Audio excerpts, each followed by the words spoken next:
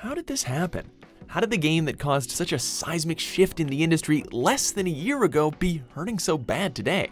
Are we witnessing the decline of PUBG?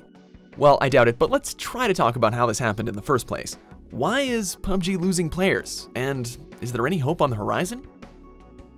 First, let's talk about existing players for a moment. The people that bought the game, enjoyed it for a time, and have since put it down. What is happening to them? Well, it just seems like many of them are fed up.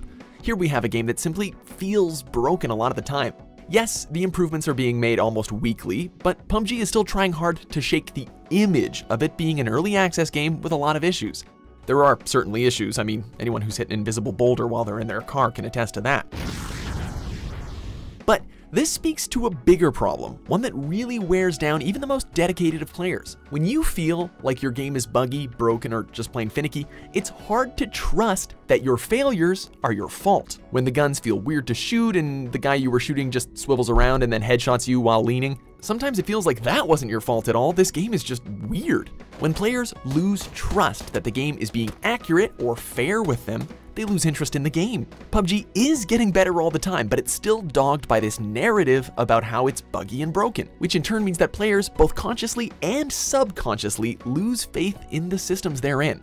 What you'll notice here is that I'm barely even talking about the actual truth, and I'm more talking about perception, how players feel about it and perceive the game to be. This also dovetails nicely into another potential issue: content updates.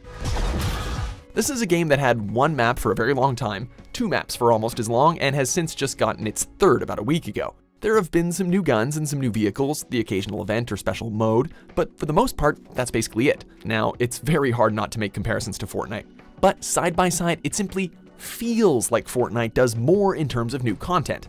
Now, this isn't really even all that true. There's only like one map in that game, the guns and gadgets are added in kind of gradually, but because of the smarter way that Fortnite has been marketing themselves and announcing their events, to the layperson it just seems like Fortnite is having a new event every week. This, in turn, means PUBG players have fewer reasons to return. You know, they've played a lot and there doesn't seem to be much to bring them back. Again, most of this is just public perception rather than side-by-side facts, but that perception goes a long way. PUBG just has an image problem. Their own fans believe that the developers are more devoted to monetization than they are to fixing the game. Without actually traveling to the studio and seeing for yourself, it's hard to really know if any of that is true. But the fact is that this reputation has stuck, and it's not helping them at all. Suing your competitors only makes it look like your priorities are elsewhere, especially when you also start charging for your loot boxes too. Yes, I guess there is one area that has seen rapid growth, and that is the monetization of PUBG. Remember when we said that it has a bit of an image problem? Well, this doesn't just look bad from a greed point of view. Yes, it's pretty damning that they seem to have adopted a free-to-play model even though their game is not free-to-play, but it unfortunately gets worse, and this ties back into how hard it is to keep players coming back. All of the cool stuff is basically locked away. The free crates you earn in PUBG are sometimes locked, and when they're not, well, it's beige skins and crappy blue jeans for days, my friend. Even if you adopt the perspective where microtransactions are good, PUBG's system is still kinda bad, because there's nothing to really grind for. How do you feel like you're shooting for that special skin if everything you've unlocked is a pair of jeans? Good microtransaction systems, if you can believe in such a thing, allow you to plug away to your heart's content and then maybe alleviate that grind with a few real-world dollars. PUBG seems to try to skip to the real-world dollars right off the bat. And you know what? The new event pass for Sandhawk could have solved this, but nope, they charge you 10 bucks for that too. So you have to pay to have the honor to grind XP for loot. It all seems kinda backwards. And most importantly, it's still not a good way to keep players actually, playing if they want the new stuff. But unfortunately, PUBG's also got an uphill battle when it comes to getting new players as well. First, they have to be eligible, because you gotta own an Xbox One or a pretty good PC. Yeah, not just any PC. PUBG is notorious for taking high-end rigs and making them chug. So, assuming you can run the game, then you've gotta buy it. Then, good luck learning. Sure, you can watch some YouTube tutorials, but PUBG is notoriously difficult to pick up if you don't have friends to help you.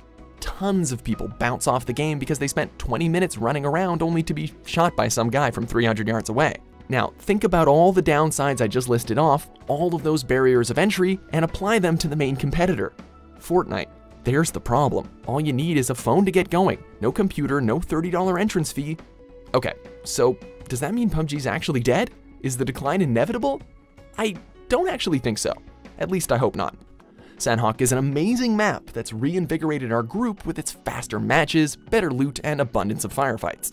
This is exactly the sort of thing that can bring players back and keep them playing, Event Pass debacle aside. PUBG as a business seems to be acting like I did when I first started playing the actual game. I would grab what was close, then hunker down for as long as I could hold out. But death would always come, and it was always probably because I wasn't really prepared. Basically, PUBG as a business has to learn to stop camping, to stop sitting on what it has, and to move out and be more aggressive. They have to be more agile in the industry, have to try more strategies, and they have to tighten their fundamentals. Hey, everyone has more fun when you actually start moving. Oh! Look at that shit. Textbook. Thanks for watching Mojo Plays. Be sure to subscribe and click on the link in the description below to check out our suggestion page and vote on what content you'd like to see us cover next.